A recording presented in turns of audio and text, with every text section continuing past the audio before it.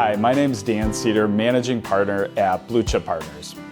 At a surface level, things can seem chaotic for investors at any given point in time.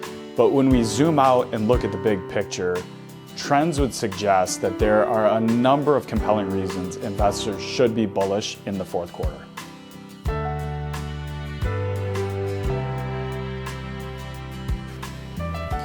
All right, as I mentioned, things can seem chaotic for investors at any given point in time, but when we zoom out, we can look at some historical trends of seasonality and patterns that have occurred at various intervals throughout the course of the calendar year.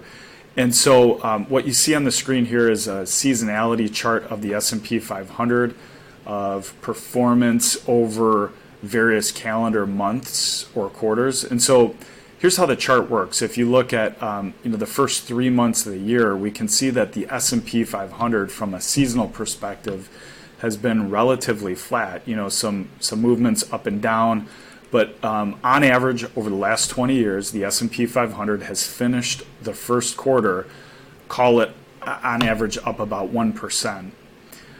Using that same logic and following this chart through the second quarter of the year, you can see that we go from being positive 1 to being positive, call it 3.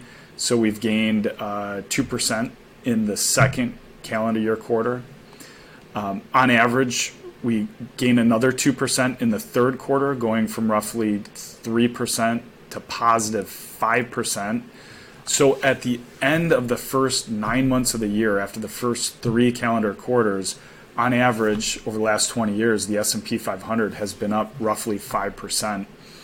But then something happens in the fourth quarter. You see this massive rally. The market goes from being positive 5 to being positive 9 by the end of the calendar year. So 4 percentage points tend to come at the tail end of the year in the fourth quarter.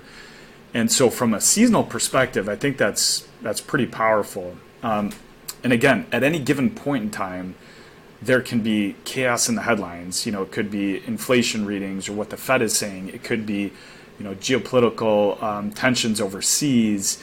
It could be economic data or corporate earnings, whatever the case may be. But there's a lot that can spook investors day to day.